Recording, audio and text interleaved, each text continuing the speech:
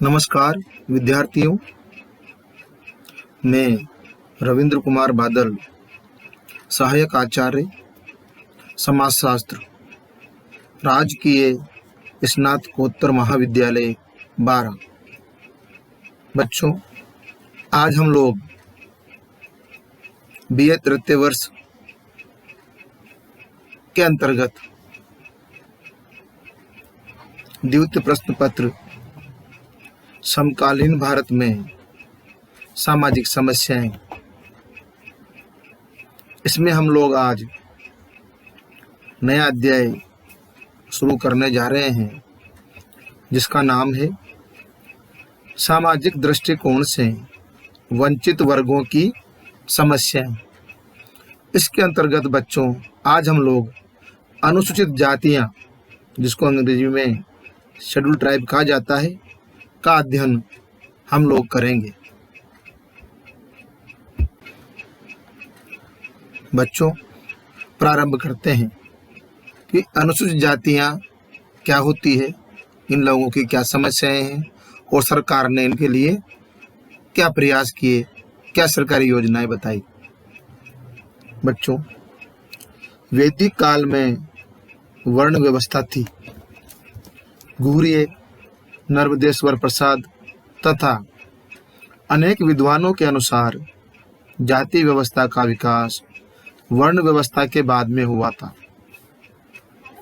बच्चों, मुख्य रूप से हिंदू समाज की सभी जातियों को वर्ण व्यवस्था के संदर्भ में वर्गीकृत कर सकते हैं।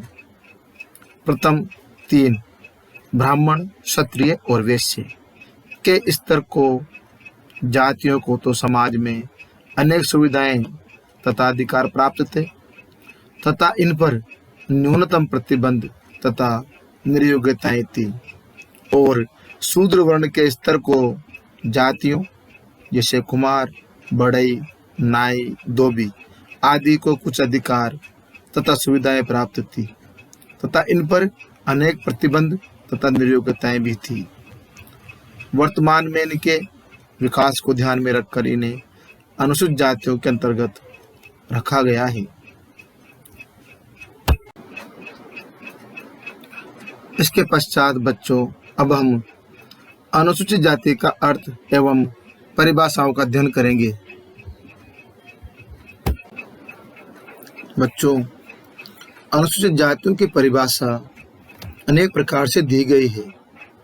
सामान्य रूप से अनुसूचित जातियां वे जातियां हैं जो सदियों से दयनीय स्थिति में रही है, जिन जातियों की सामाजिक, धार्मिक, आर्थिक, राजनीतिक, शैक्षिक तथा अन्य आधारों या दृष्टिकोण से समाज में निम्न स्थिति है, उनका विकास करना आवश्यक है।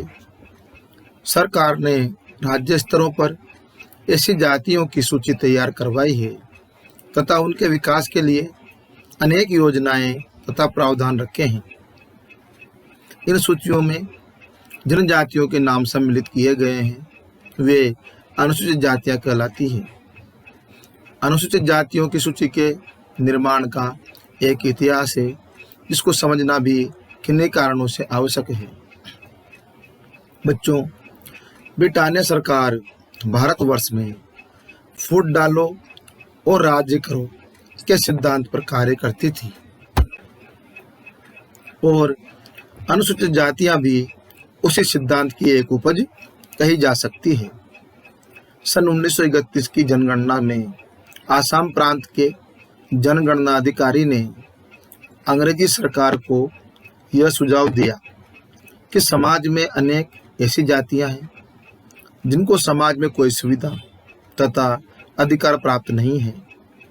इन पर अनेक प्रतिबंध तथा निर्योग्यताएं लादी हुई है और इनकी दयनीय स्थिति है। इस प्रकार बच्चों, ये जातियां हिंदू समाज से बहिष्कृत हैं, इसलिए इनका नाम बाहरी जातियां रखा जाए। इन्हें हिंदू के अंतर्गत नहीं रखा जाए और ये हिंदुओं से पृथक है। ब्रिटानिया सरकार को हिंदुओं के टुकड़े करने तथा फूट डालने का एक मौका मिल गया। ब्रिटानिया सरकार इन जातियों को हिंदू जाति व्यवस्था से अलग करके ईसाई धर्म में परिवर्तित करना चाहती थी। यहाँ पर हमारे समाजशास्त्री जीएस गुरिये कहते हैं कि अनुसूचित जातियों को मैं उन समूहों के रूप में परिभाषित कर सकता हूँ जिनका नाम इस समय लागू अनुसूचित जातियों के आदेश में है। गुरिये की उपयुक्त परिभाषा वैधानिक है। सरकार समय समय पर इस सूची में संशोधन तथा पुनर्मूल्यांकन करती रहती है।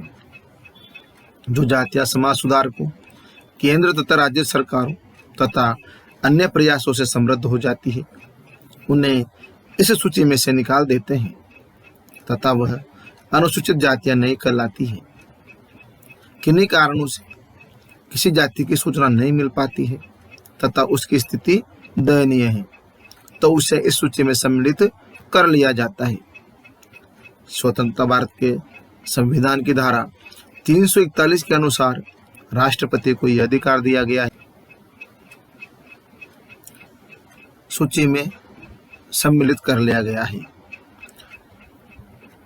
स्वतंत्र भारत के संविधान की धारा 341 के अनुसार राष्ट्रपति को यह अधिकार दिया गया है कि वह राज्यपालों से सलाह करके राज्य की अनुसूचित जातियों की घोषणा करे।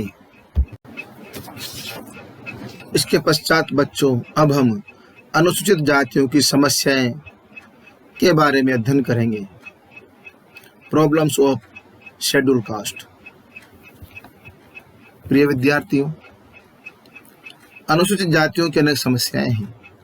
इनका इतिहास उठाकर देखने से स्पष्ट हो जाता है कि इनकी प्रमुख समस्याएं विभिन्न प्रकार के शोषण, प्रतिबंध, निर्योग्यताएं, प्रदत्त स्थिति तथा परंपरागत अपवित्र व्यवसाय आदि है। इनकी समस्याओं का विवेचन हम यहाँ पर बिंदुओं के माध्यम से और विस्तार से चर्चा करेंगे, इनकी विवेचना करेंगे। इनके समस्याओं में सबसे पहला बिंदु है धार्मिक समस्याएं, रिलीजियस प्रॉब्लम्स।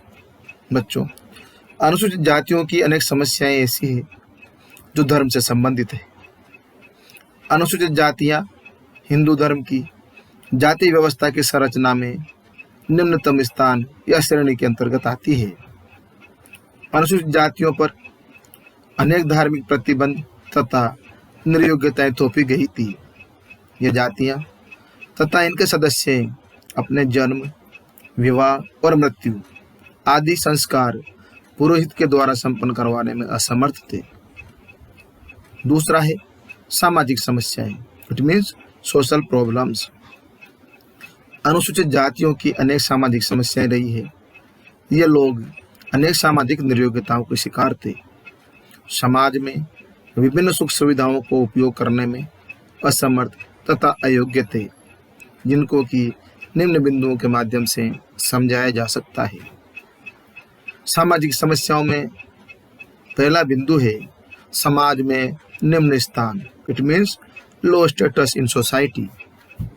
बच्चों, अनुसूचित जातियों की सामाजिक स्थिति निम्न होने के कारण उनसे उच्च जातियां घृणा करती थी। यह निम्न स्थिति प्रदत्त थी, अर्थात जिस अनुसूचित जाति में जन्म लेता है वह आजन्म उसी जाति का सदस्य रहता था। वह अपने परिश्रम, सच्चाई, कार्यकुशलता आदि के द्वारा अपने निम्न स्थिति से छुटकारा नहीं पा सकता था। उसकी समाज में परिस्थिति तथा भूमिका जन्म के कारण निश्चित हो जाती थी, जो कि प्रत्येक क्षेत्र में दयनीय, असमर्थ तथा अयोग्यताओं से पूर्ण होती थी।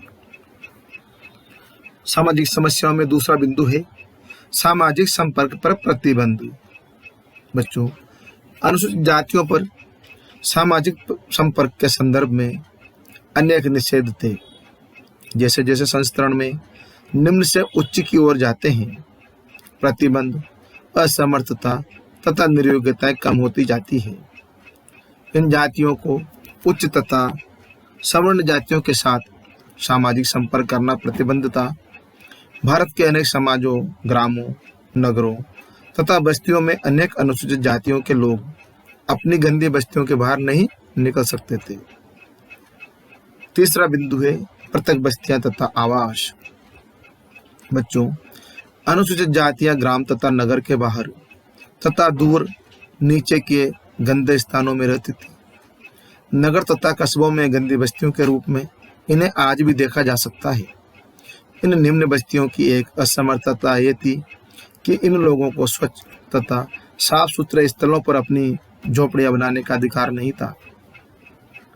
चौथा बिंदु है सार्वजनिक स्थानों पर सुविधाओं के उपभोग पर निषेध। अनेक अनुसूचित जातियों को पाठशाला आदि में प्रवेश निषेध था। दुकानों से सामान नहीं खरीद सकते थे। तालाबों, कुओं, मंदिरों, पाठशालाओं, धर्मशालाओं तथा अन्य सार्वजनिक स्थानों का उपयोग करना इनके लिए प्रतिबंधित था। पांचवा बिंदु है शिक्षा पर निषेध, रेस्ट्रिक्शंस ऑफ एजुकेशन। लगभग सभी अनुसूचित जातियों पर शिक्षा प्राप्त करने का निषेध था। उनको शिक्षा प्राप्त करने की आज्ञा नहीं थी। इनकी संतानों के लिए पाठशाला, विद्यालय आदि में प्रवेश लेना, शिक्षा प्राप्त करना असंभव था। उन्हें धर्म पर चलने का उपदेश दिया जाता था और ये लोग निरक्षर होते थे। छठा बिंदु है मनोरंजन पर निषेध। अनुसूचित जातियों के लिए किसी भी प्रकार का मनोरंजन उपलब्ध नहीं था। इन जातियों के सदस्यों को चौपालों, मेलों, रामलीला, खेल कूद प्रतियोगिता, मल्ल युद्ध, हाटों, बाजारों, कठपुतली का तमाशा आदि को देखना, शामिल होना या भाग लेने का अधिकार नहीं था। सातवां बिंदु है एक पृथक समाज, अ सेपरेट सोसाइटी। बच्चों, अनुसूचित जातियां एक पृथक तथा अलग थलग समाज के रूप में गांव के किसी दूर कोने में जीवन बसर करती थी। सारांश रूप में यही कहा जा सकता है कि अनुसूचित जातियों की अनेक सामाजिक निरूपिताएं और असमर्थताएं थी। तीसरा अगर बिंदु हम इसका लें तो वो है आर्थिक समस्याएं। बच्चों, जाति के द्वारा इन जातियों का बहुत अधिक आर्थिक शोषण हुआ था और इनकी दैनिक आर्थिक स्थिति का स्पष्टीकरण निम्न बिंदुओं के माध्यम से लोग कर सकते हैं। आर्थिक समस्याओं में इसका पहला बिंदु है प्रतिबंधित व्यवसाय। बच्चों, जाति व्यवस्था के अंतर्गत सवर्ण जातियों ने अच्छे, पवित्र और कम श्रम वाले व्यवसाय अपने और अपने संतानों को लिए सुरक्षित कर रखे थे।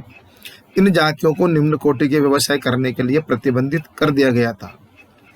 व्यवसाय प्रदत्त होते थे। इनको अन्य कार्य करने नहीं दिया जाता था, जैसे खेती करना, दुकानदारी करना, घरों में पानी भरना आदि। आर्थिक लाभ की दृष्टि से उनको पारिश्रमिक कोई विशेष नहीं मिलता था।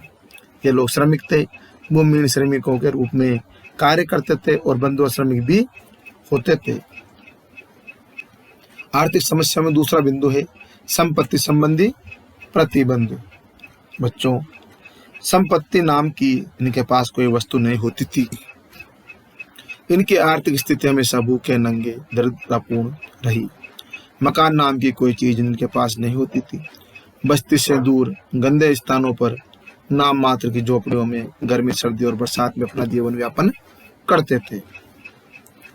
इसके बाद आर्थिक समस्याओं में तीसरा बिंदु है भोजन, वस्त्र और आवास की समस्याएं। बच्चों, इन जातियों को खाने को भरपेट भोजन भी नहीं मिल पाता था। कठोर शारीरिक श्रम के बाद भी वे अपनी तथा परिवार की भोजन व्यवस्था भी नहीं कर पाते थे। ये लोग हमेशा भूखे नंगे रहे थे। आवास के नाम पर टूटी फूटी झोपड़ियों में गंदे स्थानों में निवास करते थे। इसके बाद आर्थिक समस्याओं में लास्ट बिंदु है राजनीतिक समस्याएं, पॉलिटिकल प्रॉब्लम्स। बच्चों, लोगों को कोई राजनीतिक अधिकार प्राप्त नहीं थे। वे लोग पंच और सरपंच नहीं बन सकते थे। इनको मतदान करने का अधिकार स्वतंत्रता प्राप्ति से पहले किसी भी काल में नहीं था। सामाजिक और राजनीतिक संगठनों में इनकी किसी भी सार्वजनिक या प्रशासनिक पद पर नियुक्ति नहीं किया जाता था। इनको किसी भी राजनीतिक क्रिया तथा कार्यों में भाग लेना निषिद्ध था। इनके पास किसी भी प्रकार के नागरिक अधिकार नहीं थे। राजनीतिक शासन में इनकी कोई भूमिका नहीं होती थी।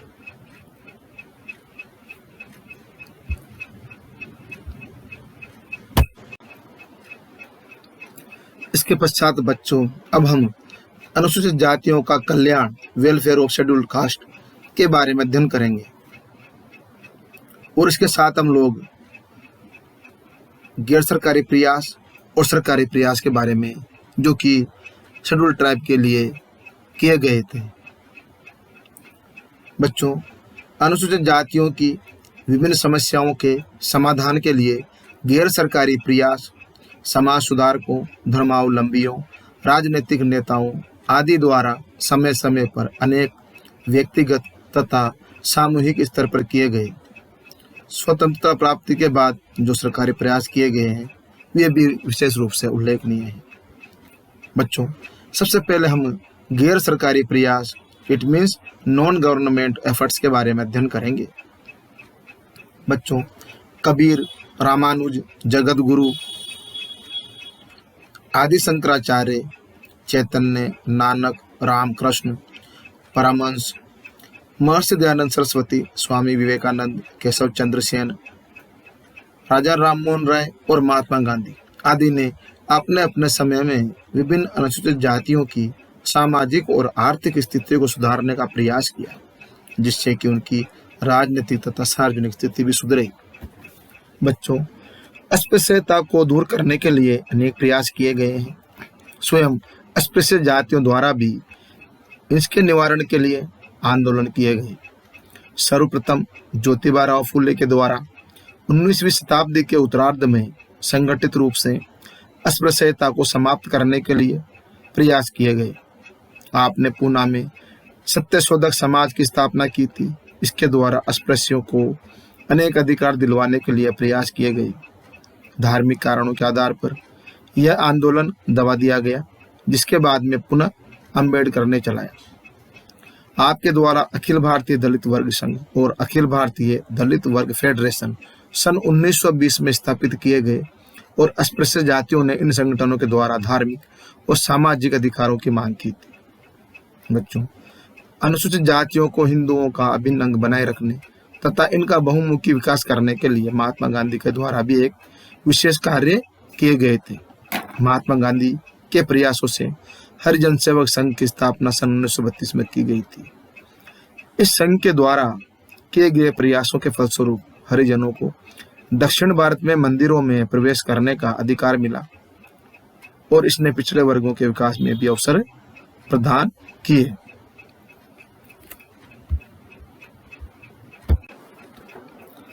गैर सरकारी प्रयास के बाद बच्चों, अब हम सरकारी प्रयास गवर्नमेंट एफर्ट्स के बारे में अध्ययन करेंगे।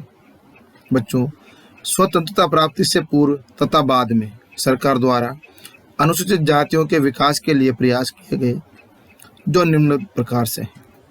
स्वतंत्रता प्राप्ति से पूर्व अखिल भारतीय कांग्रेस दल ने अंग्रेजी सरकार पर समय समय पर इनके उत्थान तथा प्रतिबंधों को दूर करने के लिए दबाव डाला था, जिसके परिणाम स्वरूप अंग्रेजी सरकार ने सन 1930 में अनुसूचित जातियों की नौकरी तथा शिक्षा से संबंधित नियोक्ताओं तथा प्रतिबंधों को समाप्त करने के लिए अनेक कदम उठाए।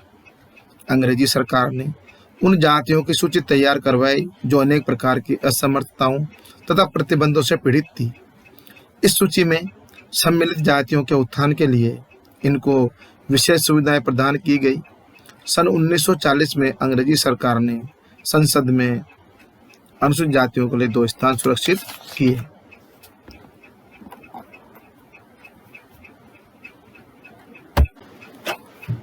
इन्होंने अनुसूचित जातियों की निर्विघ्नताओं को दूर करने के लिए कानून पारित किए।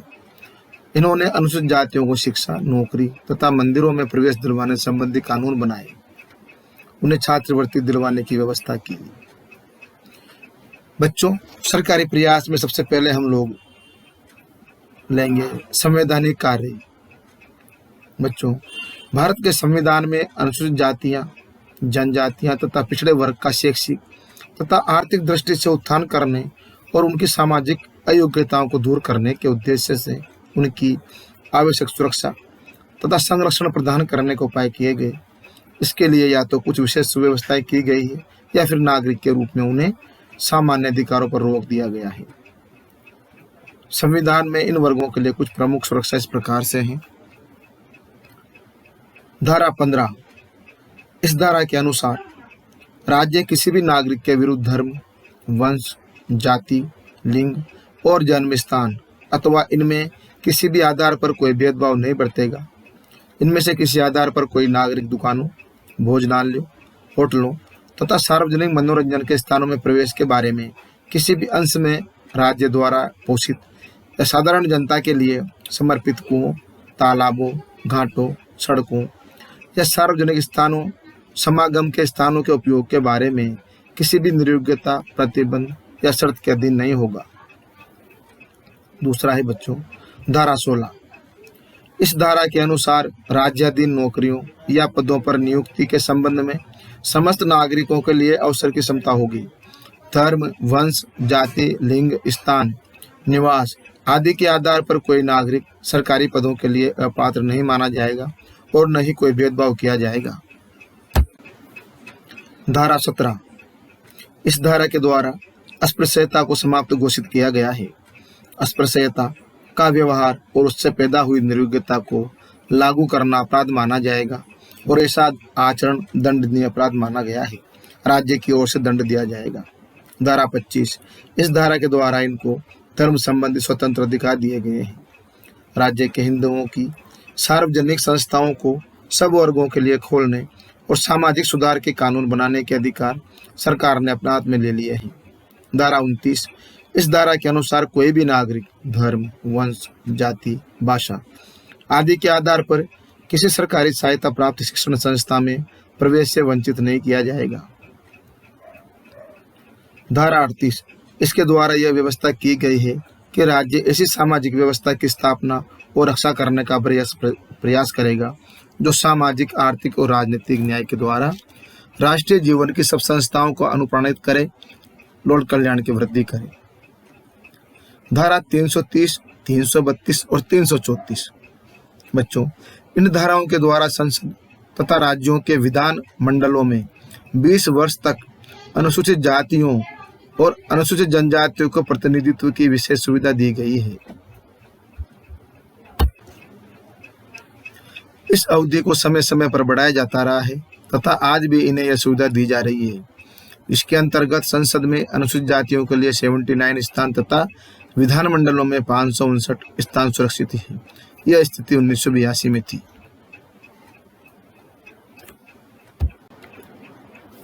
इसके बाद है अस्पृश्यता अपराध अधिनियम 1995। इस अधिनियम की विभिन्न धाराओं के द्वारा अस्पृश्य जातियों की सभी निर्योग्यताओं तथा असमर्थताओं को समाप्त कर दिया गया है। इस अधिनियम के अनुसार इन जातियों के लोग सार्वजनिक पूजा के स्थानों में जाने, धार्मिक पवित्र नदियों, तालाबों, घाटों आदि में स्नान करने व पानी भरने और धार्मिक संस्कार करने के लिए स्वतंत्र होंगे। इसके पश्चात बाबा साहेब डॉक्टर अंबेडकर फाउंडेशन। बच्चों इसकी स्थापना 24 मार्च 1992 को की गई थी। फाउंडेशन को अंबेडकर की जन्म शताब्दी समारोह के दौरान सुनिश्चित किए गए कार्यक्रमों और योजनाओं को लागू करने, उनकी देखरेख और प्रबंध का कार्य दिया गया है। दिल्ली में doctor Ambedkar national public library Baba Saheb के विचारों और आदर्शों पर अनुसंधान के लिए, विश्वविद्यालयों, शैक्षणिक संस्थानों में डॉक्टर अंबेडकर पीठ की स्थापना, कमजोर वर्गों के जीवन स्तर में सुधार लाने और सामाजिक सद्भाव के लिए डॉक्टर अंबेडकर राष्ट्रीय पुरस्कार, शोषित और उपेक्षितों के लिए सामाजिक परिवर्तन, सद्भाव, समता अंतर्राष्ट्रीय पुरस्कार। हिंदी और अन्य भारतीय भाषाओं में बाबा साहेब डॉक्टर अंबेडकर के संपूर्ण वाङ्मय का प्रकाशन। 26 अलीपुर रोड, दिल्ली में डॉक्टर अंबेडकर स्मारक का निर्माण। डॉक्टर अंबेडकर के जीवन और उद्देश्यों पर संगोष्ठी, सम्मेलन, कार्यशाला, प्रदर्शनी और मेलों आदि विभिन्न कार्यक्रमों का आयोजन। इसके पश्चात है कल्याण कार्य, वेलफेयर वर्क। बच्चों अनुसूचित जातियों के लिए सरकार ने कुछ कल्याण कार्य किए हैं जो भारतीय संविधान इस प्रकार से हैं। बच्चों भारतीय संविधान के अनेक धाराओं, उपधाराओं तथा अधिनियमों द्वारा अनुसूचित जातियों की अनेक निरुग्यताओं को समाप्त किया गया है तथा कानूनी सुरक्षा भी प्रदान की गई है। इसके अतिरिक्त इनकी स्थिति पर नजर रखने, विकास के लिए सुझाव देने आदि के लिए केंद्र के स्तर पर धारा 338 के अंतर्गत एक उच्चायुक्त की नियुक्ति की सुझाव है, जिसके अधीन उपायुक्त होंगे। इनका कार्य प्रत्येक प्रकार की सलाह देना है। सरकार ने कानून पारित करने के निम्न सुझाव दिए हैं। केंद्र प्रायोजित और केंद्रीय संयुक्त रक्षक की स्कीम के माध्यम से अनुसूचित जातियों और जनजातियों के कल्याण एवं विकास की समय समय पर गहन मॉनिटरिंग की जाती है। संसद, विधानमंडलों तथा पंचायतों में प्रतिनिधित्व।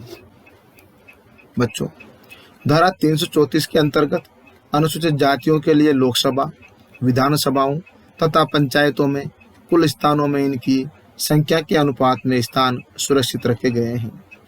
प्रारंभ में सुरक्षित स्थान संविधान के लागू होने के 20 वर्ष तक के लिए सुरक्षित रखे गए थे। बाद में यह अवधि 10-10 वर्ष बढ़ा दी गई। नौकरियों में आरक्षण। बच्चों, धारा 335 के अनुसार प्रशासन के कार्यकुशलता को ध्यान में रखते हुए अनुसूचित जातियों के लोगों को केंद्र तथा राज्य सरकारों की नौकरियों में आरक्षण प्रदान किया गया है, जो कि प्रतियोगी नौकरियों में 15% तथा अन्य में 16 से 2/3% है। तीसरी और चौथी श्रेणी के कर्मचारियों में सीधी भर्ती में स्थानीय या क्षेत्रीय उम्मीदवार लिए जाते हैं, जिसमें राज्यों तथा केंद्र शासित क्षेत्रों में इनकी कुल जनसंख्या के अनुपात में स्थान सुरक्षित किए जाते हैं। शिक्षा संबंधी सहायता। बच्चों, स्वतंत्रता प्राप्ति के पहले निजी समाज सुधार तथा समाज कल्याण संगठनों ने इनकी शिक्षा के विकास के लिए प्रयास किए थे। ईसाई मिशनरियों ने इसमें काफ़ी काम किया था। अर्कोट मिशन, दलित वर्ग मिशन, निर्धन स्कूल सोसाइटी आदि उल्लेखनीय संस्थाएं हैं जिन्होंने इनकी शिक्षा के लिए प्रयास किए हैं। इसके पश्चात अनुसूचित जातियों में सामाजिक गतिशीलता। बच्चों, जाति प्रथा में सामाजिक गतिशीलता प्रतिबंधित होती है, अर्थात कोई भी व्यक्ति या जाति समूह अपनी परिस्थिति परिवर्तित नहीं कर सकता है। परंतु स्वतंत्रता प्राप्ति के बाद, विशेष रूप से भारतीय संविधान लागू होने के बाद, कोई भी व्यक्ति, समूह, उपजाति या जाति अपनी परिस्थिति बदल सकते हैं। सरकारी प्रयासों के द्वारा अनुसूचित जातियों को ऊंचा उठाने के अनेक प्रयास किए गए हैं। इनके प्रयासों में सफलता भी मिली है। अनेक अनुसूचित जातियां और इन जनजातियों के लोग ऊपर उठे हैं। इनकी स्थिति सुधरी है, परंतु यह स्थिति बहुत कम मात्रा में ही सुधर पाई है। एम.एन. श्रीनिवास ने जातियों की गतिशीलता को संस्कृतिकरण की प्रक्रिया के द्वारा समझाया है और आपकी मान्यता है कि निम्न जातियां संस्कृतिकरण के द्वारा जाति संस्करण में ऊपर उठती है। श्रीनिवास ने संस्कृतिकरण की निम्न परिभाषा दी है। एम.एन. श्रीनिवास के अनुसार संस्कृतिकरण वह प्रक्रिया है जिसके द्वारा कोई निम्न हिंदू जाति या कोई जनजाति अथवा कोई अन्य समूह किसी उच्च और प्राय द्विज जाति की दिशा में अपने रीति रिवाज, कर्मकांड, विचारधारा और जीवन पद्धति को बदलता है। सामान्यतः ऐसे परिवर्तनों के बाद वह जातीय संस्करण की प्रणाली में जो स्थान उसे मिला हुआ है उससे ऊंचे स्थान का दावा करने लगती है। साधारणतया बहुत दिनों तक दावा किए जाने के बाद ही उसे स्वीकृति मिलती है। तो बच्चों, इस प्रकार आज हमने सामाजिक दृष्टिकोण से वंचित वर्गों की समस्याएं, इसके अंतर्गत अनुसूचित जातियां, शेड्यूल कास्ट को लिया और उसके बारे में जाना और विवेचना करी। आप सभी को जरूर समझ में आया होगा। पुनः आप सभी को बहुत बहुत धन्यवाद।